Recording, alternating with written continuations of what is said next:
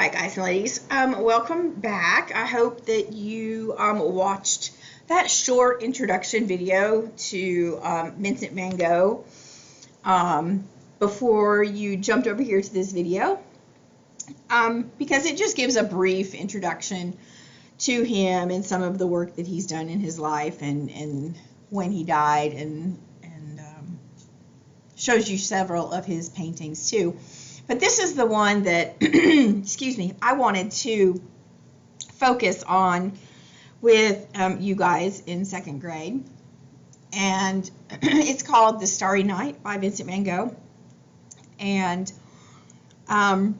this project is going to take a few art classes for us to complete, or a few video sessions for us to complete. And so I don't want you to feel rushed by this one. Just kind of take your time and work at it as you can. Excuse me. So, the first part of this assignment, we are actually going to just focus on the sky. And I know there's a lot going on all over the artwork, but the sky is the part that I really wanted to focus on the most. So, at least here at the beginning. So if I grab this sheet of paper, and I'm just going to kind of block out everything else for the moment, other than this big cypress tree that I can't block out. And I just wanted to focus on the sky. And one of the things that I absolutely love about Van Gogh is the textures that he has in his paintings, and the way that he uses lines just to show direction and movement. And for example, you know, we've got this big swirl here in the center of the sky. Well, that swirl is supposed to represent, you know, something about the environment. And that would be that obviously it was windy that day. And if you look, you can see, you know, even his brush strokes go in the direction to show you, you know, that there was some wind in the sky. And also you see several stars in the sky, and you also see the moon. Excuse me, you guys. And so, you know, he painted this one at night. You know, he was standing up on a hill looking down into this little town, and he wanted you to be able to see, you know, what was going on in the town, but he also really wanted you to be able to see what was going on in the sky. And so he wanted you to see the stars, and he wanted you to know that the moon was out and that it was just a crescent moon. And he wanted you to know it was really clear and that you could see the stars twinkling, okay? And the only way he knew to show twinkle was, you know, to add the lines that are around the stars. You can see a little more of it in that one, and you can see more of it in that one. You know, there's just these little lines. You know, it's not like a circle. He didn't, you know, paint circles around the stars. He just did like little lines that kind of blended into the blue background. You know, and he kind of did the same thing with the moon. You know, he's got that kind of yellow-orange moon happening with some yellow around that. And it seems to be glowing. And then you've got this outer band right here, which actually looks a little green. And all of you guys know, if you're painting and you have yellow paint and you have blue paint near it, inevitably something's going to turn green. And so, just so you know, it happened to Vincent van Gogh too. So there's a little haze of green around the edge there where his colors kind of blended together there. But honestly, if it were me, I would probably just call that turquoise and call it part of the sky, because he was a genius, I think. So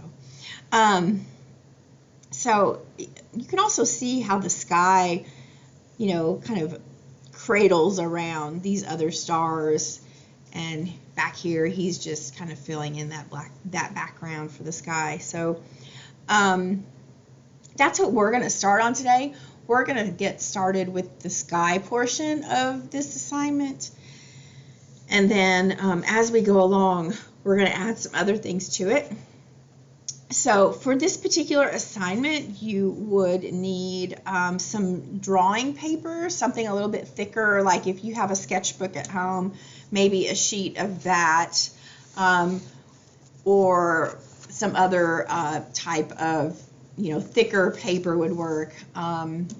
Printer paper, the paper that you put in your printer, is not going to work for this one because we're going to kind of abuse this paper a little bit for a little while. So you want something thicker. And then if you have a set of oil pastels, that's awesome. This is what ours look like in the art room. This is what we use. This is a set of 25. I think they're about $3 a piece, roughly, most places. They look kind of like this. And basically, they're just soft crayons, which is great for this kind of assignment. So if you don't have oil pastels, crayons will work just fine. You're just going to have to press a lot harder to really make those lines and those colors show up. So I have went ahead and I have pulled out some star and moon colors for this particular assignment. And I'm going to get the rest of these guys out of the way. And this set of oil pastels happens to have two different yellows, and I think you can see it maybe on the screen. There's a white, there's a light or yellow, kind of a regular, what we think of as yellow, and then there's also this kind of gold color. And these are going to be the four colors that I use for the moon and some of the stars for my own Vincent van Gogh Starry Night artwork. And I might use maybe a little bit of yellow orange, just to help, make the moon stand out a little bit more. Maybe if I want some of the stars to stand out a little bit more, and so on. So to get started on this one, you want to place your stars in random areas. You don't want to line them all up, because when you go outside at night and you look at stars in the sky, they're not in a straight row.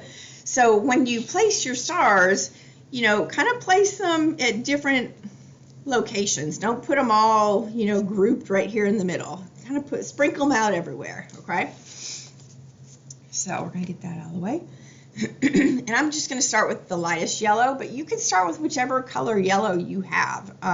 You don't have to do exactly what I'm doing. That's not the point of art class. The point of art class is to have an idea and make it your own. Okay, don't have my idea and copy everything I do. I want you to, take the idea I'm giving you and do your own thing with it. So I'm just going to make some dots in my sky to represent the stars. You can do, as many or as few as you would like. He's got 1, 2, 3, 4, 5, 6, 7, 8, 9, 10, 11. He's got 11 stars. I'm not saying you have to have 11 stars. I'm just saying that's what he had.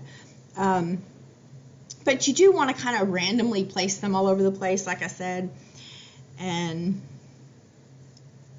depending on the size of your paper, that will kind of determine how many you can have. Because you don't want, like, a big, nothing but stars in the sky kind of thing, too. So, let's see, 2, 4, 6, 8, one more. I think odd numbers are more pleasing than even numbers. It's more of a challenge for your eyes and your brain to follow those around and make it work. I've got some oil pastel crumbles. I'm just going to dust this off here. If it will. Maybe it will. There we go. And then with that same yellow, I'm just going to start going around my stars using those little short lines, those little short brush strokes that he used to make his stars kind of glow and sparkle in that nighttime sky. So I'm just going to do the same thing. And I'm just going to start putting lines around my stars. And if you want some of them to sparkle a little more than others, then you can make those lines just keep going. And I intentionally put two of these close together because I've had students ask me, well, what do I do? They're running into each other. Well, then you let them run into each other. It's really okay. So it's okay if the sparkle overlaps, I'm just going to intentionally make these two overlap just so you can kind of see what I'm talking about. I'm just going to draw right over what I did before. So there's that. Okay, and you're just going to keep doing that for all of these stars until you get them all kind of encircled with those lines. And I'm just going to start changing colors. I'm going to go with that darker yellow, and I'm just going to kind of do the same thing. I don't have to go out as far as I did with that first yellow. Maybe I want to, maybe I don't want to. That's kind of where, you being the artist kind of comes in to play here. You just do that. Line, line, line, all around.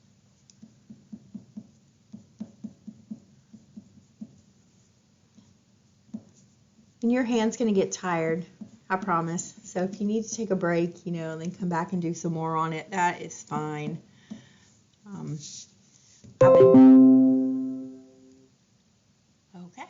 I have been doing these for a couple days now, and my wrist is a little sore, a little tired. And see, and I didn't use any of the light yellow on this one, and that's okay because I get to make that choice because this is my artwork. You do the same thing. Now, with white, eventually this is going to get painted over, okay? So with the white, the more white you use, the more it's going to show up in the scene. So if you have one particular star you think looks really good, you might want to use a little more white on that one than maybe the one next to it, because that, wherever you use white, once we get the background painted over, it's gonna stand out more, because white is the lightest color that we have to use.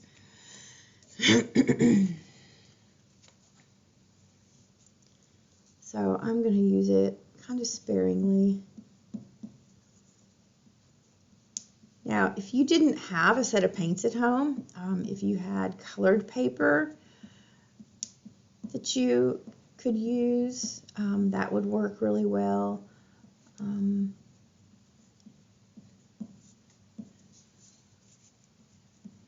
Instead of paint, like I could have started with a blue sheet of paper instead, and then put oil pastels over that. And that way I'd get the blue of the sky without, using paint. Or, you could ask whoever's at home if you have any food coloring. That would work. You just put some blue food coloring in a little bit of water, and then find some kind of a paintbrush to use, and you could paint that over something like this.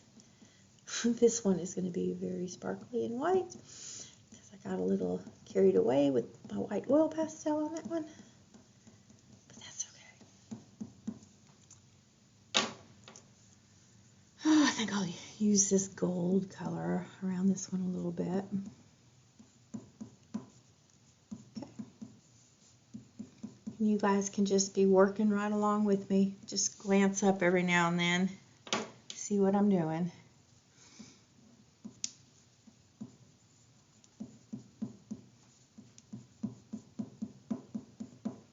And I like how the oil pastels start to kind of smear together. It just makes it look more, it's kind of more painterly than if I, kept them all separated and trying not to overlap anything. I just think it's a lot more interesting to look at.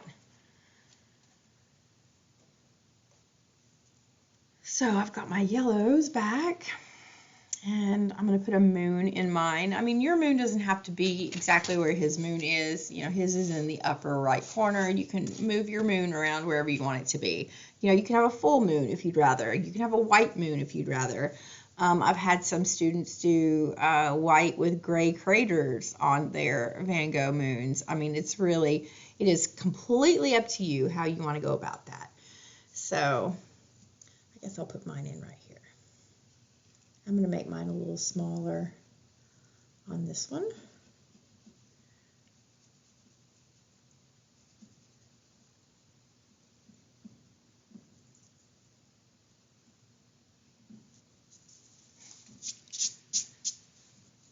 Kind of looks like a bubble letter C or a really badly drawn banana. So, but that's okay. I know it's a moon, and that's all that matters. So, now you might, you know, you could take that yellow orange that we were talking about earlier and just kind of start to work some of that in to that moon. You know, when I use oil pastels, I press until I press kind of hard on them. I don't want to say I press hard on them. I press kind of hard on them because it puts down a nice kind of thick layer of oil pastel, so that when I come back over it, if I want to like blend it together like I'm doing right now, the two colors will just kind of mix if you have a good layer already on there. Then get your fingers dirty, but that's okay. And this is that, like I said, it's that yellow-orange color that I was using because I don't want it to look like, you know, macaroni and cheese in the sky. I just want to kind of add a little bit darker yellow to it. And that's what yellow-orange is. It's like half yellow, half orange. So if you needed a darker yellow, you could use that for it. And then I'm going to go back maybe.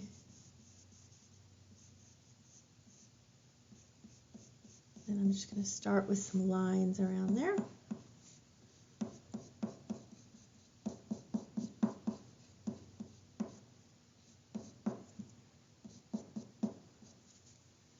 And so on. Maybe I'll use a little bit of this gold in there too.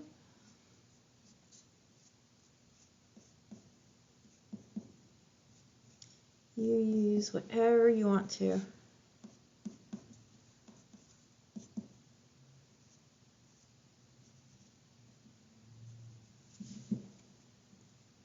Yeah, it's all right. Put a little bit of gold over in this one. All right, so I think you get the idea on this one. And I'm just going to put a few more lines in around this one just so you get the idea. And in the next video, I will show you how you can add this same kind of texture with the blues that he had going on in his sky, you know, going on around the stars and the moon. If you want to put wind in yours, you can. We'll talk about how to, you know, use line to direct the eye in that next video. But I just wanted to get you started on this one. And I will see you in the next video. Hope you guys have a great day. Stay safe. Bye.